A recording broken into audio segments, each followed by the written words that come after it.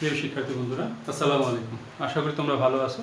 আজকে আমরা রাসায়নিক পরিবর্তন অধ্যায়ের হাইড্রোজেন ও আয়োডিনের বিক্রিয়ায় হাইড্রোজেন আয়োডাইড অর্থাৎ গ্যাসীয় হাইড্রোজেন এবং গ্যাসীয় আয়োডিনের বিক্রিয়ায় হাইড্রোজেন আয়োডাইড যে উৎপন্ন হয় এই বিক্রিয়ার জন্য কেপি ও কেসি এর রাশিমালা প্রতিপাদন করা শিখব। আমরা বিগত সমীকরণগুলোর মতো এই সমীকরণের ক্ষেত্রে আমরা আগে বর্ণনা শিখব, তারপর কেসি এবং কেপি এর রাশিমালা বের করব। তাহলে দেখে নাও তোমরা। আমরা প্রাথমিক অবস্থায় ধরে নিলাম এ মোল হাইড্রোজেন এবং বি মোল আয়োডিন। আমরা অন্যান্য সমীকরণগুলোর ক্ষেত্রে সবসময় এক মোল ধরতাম। এখানেও হাইড্রোজেন এক মোল এবং আয়োডিন এক মোলেই আছে। আমরা যদি এক মোল ব্যবহার করি তাহলে রাশিমালা নির্ণয়ের ক্ষেত্রে যখন 1 আসবে তখন আমরা বুঝতে পারবো না এটি হাইড্রোজেন নাকি এটি আয়োডিন। তাই আমরা ভিন্ন ভিন্ন প্রতীক ধরে নিলাম এ মোল হাইড্রোজেন এবং বি মোল আয়োডিন প্রাথমিক অবস্থায়, তখন হাইড্রোজেন আয়োডাইড উৎপন্ন হয়নি। বিক্রিয়াটি কিছুক্ষণ চলার পর যখন সাম্যাবস্থায় উপনীত হয় তখন 2 আলফা মোল হাইড্রোজেন আয়োডাইড উৎপন্ন হলো। তাহলে সাম্যাবস্থায় হাইড্রোজেনের অবিয়োজিত পরিমাণ A - আলফা এত মোল এবং আয়োডিনের অবিয়োজিত পরিমাণ B - আলফা এত মোল। তাহলে আমরা এবার বর্ণনাটা দেখে নিই। কেসি রাশিমালা প্রতিপাদন করতে গিয়ে আমরা প্রথমে বর্ণনা করতেছি, মনে করি A মোল হাইড্রোজেন এবং B মোল আয়োডিন ভি লিটার আয়তন বিশিষ্ট একটি পাত্রে আবদ্ধ পাত্রে রেখে তাপ প্রদানের ফলে সাম্যাবস্থায় 2 আলফা মোল হাইড্রোজেন আয়োডাইড উৎপন্ন হলো। সুতরাং সাম্যাবস্থায় হাইড্রোজেন ও আয়োডিনের অবিয়োজিত পরিমাণ A - আলফা ও B - আলফা মোল। অর্থাৎ এই সমীকরণটি প্রাথমিক বর্ণনা যেটি সেটি আমরা এখানে লিখছি। এটি লেখার পর আমরা যেহেতু কেসি রাশিমালা আগে নির্ণয় করব, তাই আমাদের মোলার ঘনমাত্রা মান জানা দরকার হাইড্রোজেন আয়োডিন এবং হাইড্রোজেন আয়োডাইডের ক্ষেত্রে। আমরা এখন মোলার ঘনমাত্রা মান নির্ণয় করা দেখব।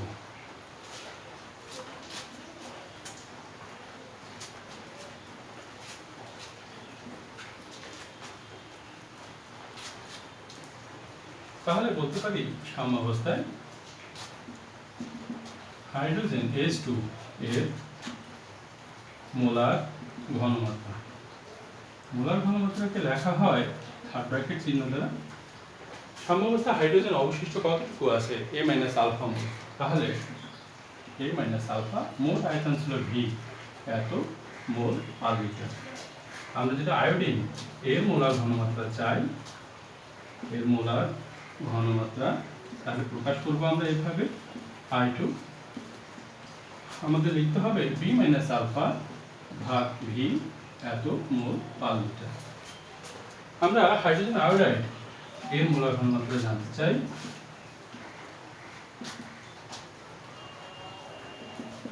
হাইড্রোজেন আয়োডাইড সাম্যাবস্থায় অবশিষ্ট 2 আলফা এবং মোট আয়তন হলো V এত মোল পার লিটার। আমরা এখন হাইড্রোজেন আয়োডিন এবং হাইড্রোজেন আয়োডাইড এই মোলার ঘনমাত্রার মানগুলোকে সাম্যধ্রুবক কেসি রাশিমালায় যদি আমরা বসাই তাহলে এই বিক্রিয়াটির জন্য কেসি এর নতুন রাশিমালা আমরা বের করতে পারবো। তাহলে দেখে নিই আমরা কেসি রাশিমালা কেমন। আমরা জানি কেসি সমান সমান হাইড্রোজেন আয়োডাইড থার্ড ব্র্যাকেট দিব বর্গ H2 এবং I2। আমরা এবার এই মানগুলো বসাই।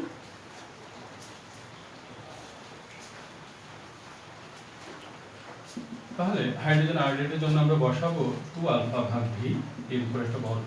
হাইড্রোজেনের জন্য মান বসাবো আমরা A - আলফা ভাগ V, আয়োডিনের জন্য বসাবো B - আলফা ভাগ V।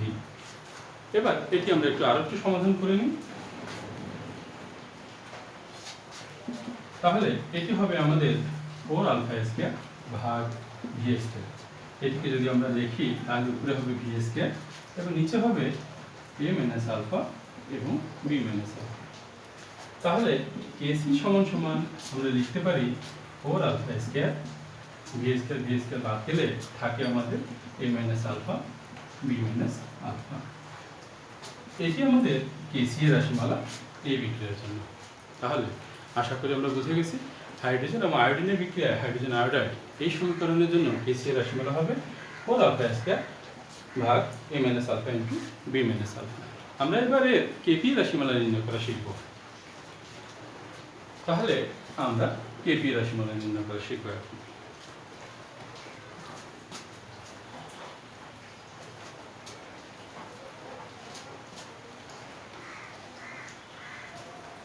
এবার কেপি রাশিমালা নির্ণয় করতে গিয়ে আমরা একটা জিনিস লক্ষ্য রাখবো, সেটি হলো এই বিক্রিয়ার ক্ষেত্রে বিক্রিয়ক 1-1 অর্থাৎ হাইড্রোজেন 1 মোল আয়োডিন 1 মোল 2 মোল মোট এবং হাইড্রোজেন আয়োডাইড এটিও 2 মোল। অর্থাৎ এই রাসায়নিক বিক্রিয়ার ক্ষেত্রে বিক্রিয়ক এবং উৎপাদ উভয়ের মোল সংখ্যা সমান। তাই আমরা মোল সংখ্যা সমান হলে জানি কেপি এবং কেসির মান একই হয়। আমরা পুরো রাশিমালাটি নির্ণয় না করেও এভাবে আমরা প্রমাণ করে দিতে পারি যে যেটি কেসি এর রাশিমালা এই সমীকরণের জন্য, এটি হবে এই সমীকরণের জন্য কেপি এরও রাশিমালা। তাহলে দেখে নিই কেপি এর রাশিমালা নির্ণয় করার সময় আমরা আগে ডেল এন বের করি। তাহলে এখানে ডেল এন সমান সমান কত? আমরা জানি ডেল এন সমান সমান উৎপাদের মূল সংখ্যা বিয়োগ বিক্রিয়কের মূল সংখ্যা, অর্থাৎ 0। তাহলে আমরা বলবো কেপি সমান সমান কেসি আর টি ডেল এন। তাহলে এখান থেকে আমরা বলতে পারি যে কেপি সমান সমান কেসি আর টি ডেল এন এর পরিবর্তে এটি বসালে আমাদের এটি 1 হয়। তখন আমরা বলতে পারি বা কেপি সমান সমান কেসি, অর্থাৎ একটু আগে কেসি যে রাশিমালাটা ছিল আমাদের 4 alpha square a minus alpha into b minus alpha, এটি আমাদের কেপির রাশিমালা। তাহলে এই বিক্রিয়ার জন্য কেপি এবং কেসি রাশিমালা একই। যেহেতু এই বিক্রিয়ার মোল সংখ্যা সমান, তাই কেপি কেসি রাশিমালা দুটি একই হবে। আমরা এই সমীকরণের জন্য গাণিতিক সমস্যা দেখব।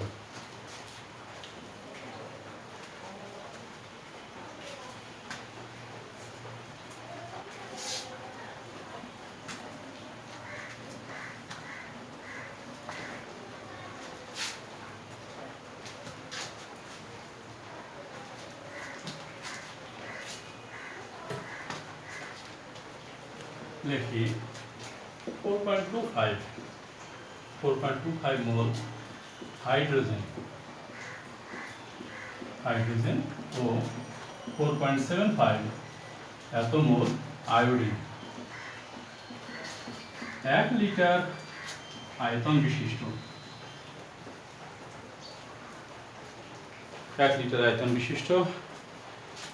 ফ্লাক্সে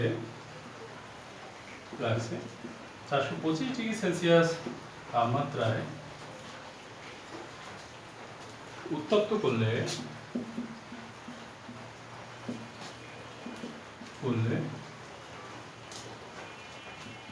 সাম্যাবস্থায় 6.7 এত মোল HI পাওয়া যায়। অর্থাৎ আমরা 4.25 মোল হাইড্রোজেন এবং 4.75 মোল আয়োডিন 1 লিটার আয়তন বিশিষ্ট একটি পাত্রে বা ফ্লাস্কে রেখে 425 ডিগ্রি সেলসিয়াস তাপমাত্রায় উত্তপ্ত করে সাম্যাবস্থায় 6.75 এত মোল হাইড্রোজেন আয়োডাইড এটি উৎপন্ন হয় বা এটি পাওয়া যায়। তাহলে আমাদের প্রশ্ন করতে পারে এরকম, ওই তাপমাত্রায় বিক্রিয়াটির জন্য কেপি ও কেসি এর মান নির্ণয় করো। তাহলে আমরা কেপি কেসির মান নির্ণয় করব। আমরা আগে প্রথমে সমীকরণটা লিখে দিই। হাইড্রোজেন আয়োডাইড গ্যাসীয় অবস্থায়।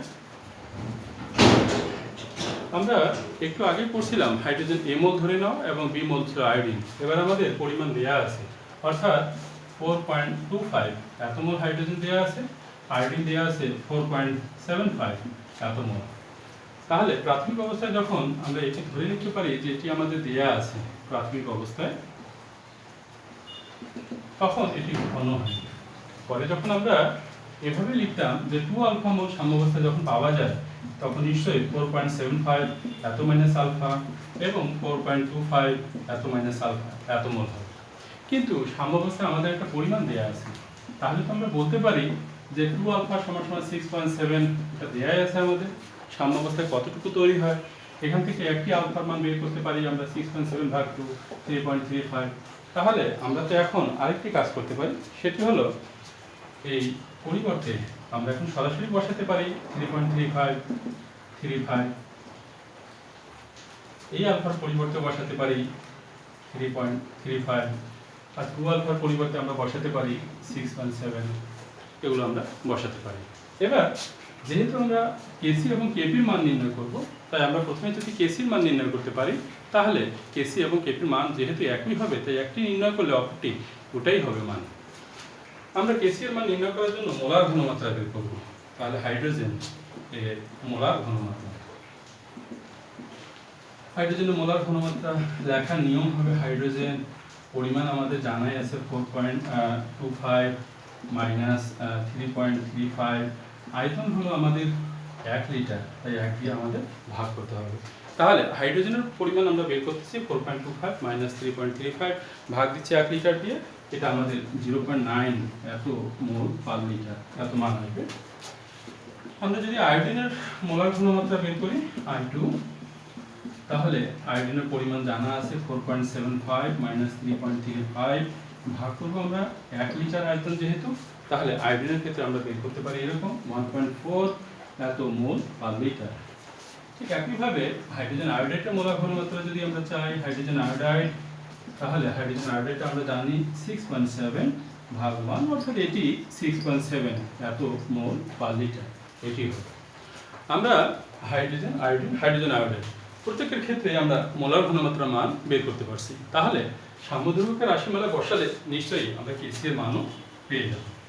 তাহলে সাম্যধ্রুবকের রাশিমালা বসাই আমরা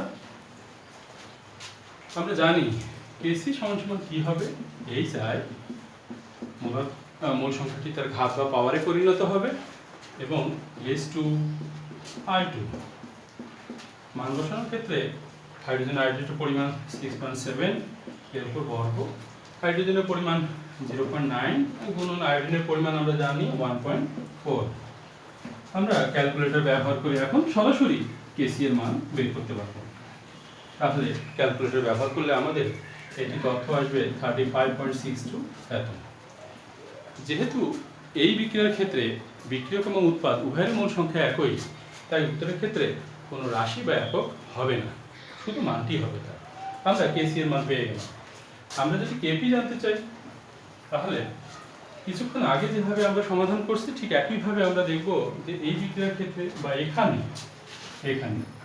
ডেল n সমান সমান 2 মাইনাস 1 প্লাস 1 অর্থাৎ 0, তাহলে আমরা বলবো যে আমরা জানি কেপি সমান সমান কেসি আরটি ডেল n, তাহলে আমরা বলতে পারি কেসি আরটি 0 অর্থাৎ কেসি।